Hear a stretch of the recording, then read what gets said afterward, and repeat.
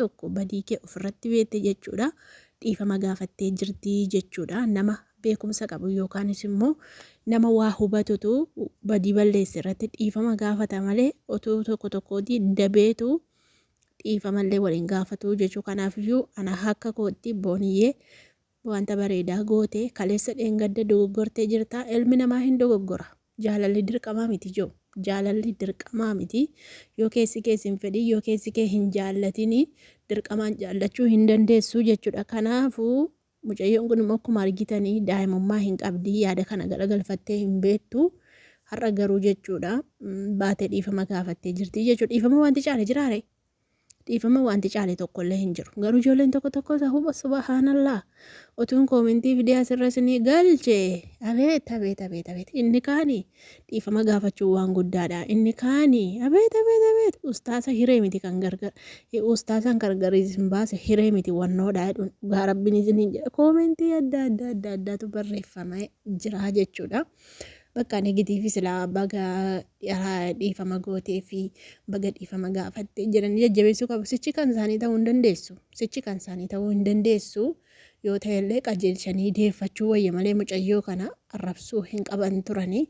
Keessattuu ijoollee keenyadha kan arrabsu. Ijoollee keenya musliimaadha kan arrabsu. Ijoolleen warri kiristaanadha koomentii barreessanii waaqayyoo baga dhiifama jaallata baga dhiifama gootee fi jedhaniitu koomentii barreessaa fiiru ijoolleen kiristaanaa jechuudha. Garuu ijoolleen keenya musliimaa dhokkeerraa kaasutti rusuma sana dhugaa rabbii bilookii sannis godhee hin gaabbitee amma gaabbitee koomentii dhugaa uummanni koomentii kun nama maraachaa iyyuu beektanii hin gaabbitee qaama bakka lixaa dhabdee bakka dhexxu dhabdee kanaafidha.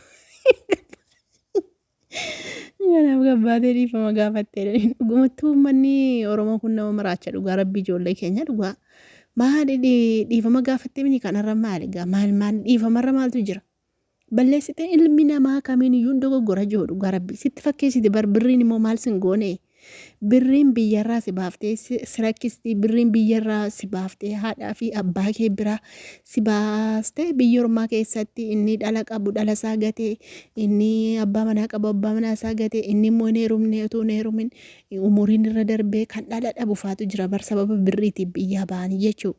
Mucaa kana amma waa'ee Kanaadaa birrii sanatu goyoomsee jechuudha. Birriin maal sin goone? Kanaafuu balleessitee jirti. Ilmi namaa kam hundi dogoggora jiru kompiitara hundi dogoggoraa miti. Hin dogoggorti bar isin ijoollee keenya hin argine.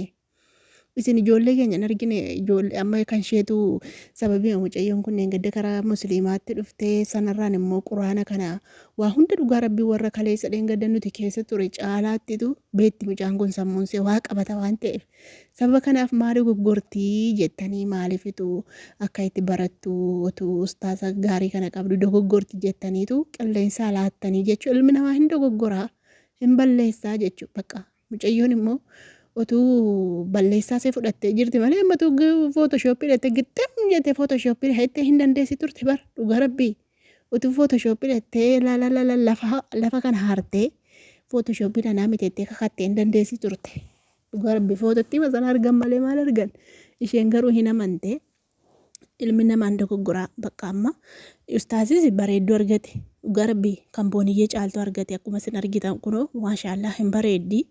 Isaan kan ishee caaltu iyyuu argatan. Egaa namni numa wal jaallatan numa wal dhiisa.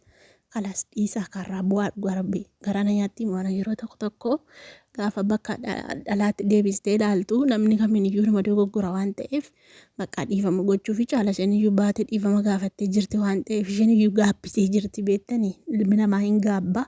Sammuunsee iyyuu likkii taa'attanii isin sammuunsee dhugaa rabbii. Sammuunsee humtiyyuu ammuma kana teessee madalagaa dalagachuunsee waa tokkoon jedha maaliifi jechuun bakka amma kana qilleensaa mukis baallis qilleensaa kenna waan ta'eef sammuunsee likkiin hojjetu dhugaa rabbii likkii waan hojjetu natti hin fakkaatu garuu rabbiin qajeelchee jira rabbiin ammallee si'a qajeelchuun jedha malee gorsuudha malee karaarraa dabsuun hin ta'u dhugaa irtishin dhuftee immoo dhiifama gaafattu dhiifama sirraa fudhachuudha malee dabsanii sidhayyuu kanaaf maarree kee maaloo kee nagarree maan nama meeqatu wantoosa bakkee kana miidiyaa kanarra deemaa oolaan agarree isin dhugaa rabbii isin warran argintu akka jedha malee ishee bichaa miti hundumatu firfirsaa oola wanta kana hundumatuuf hin qabu.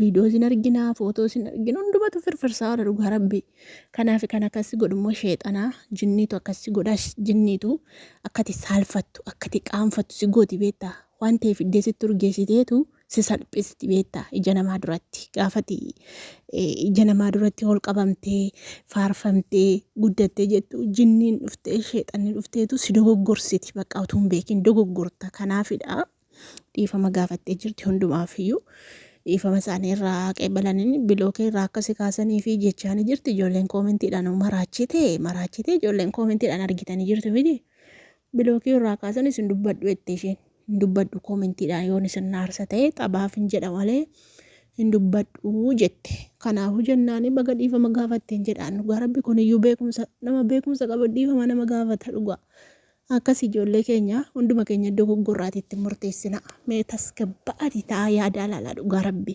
fedhii keessa qofa ni ilaalnaa fedhii namaa laala dhugaa rabbi kan keessan qofa ni ilaalnaa fedhii namaas ilaala yaada namaas ilaala yaada namaas hubadhaa waan isin keessa jirus yaadaati tasgabba'atti ilaala malee ana akka kootti baga dhiifama gaafatte nama beekumsa qabu dhiifama nama gaafata dhugaa rabbi gosh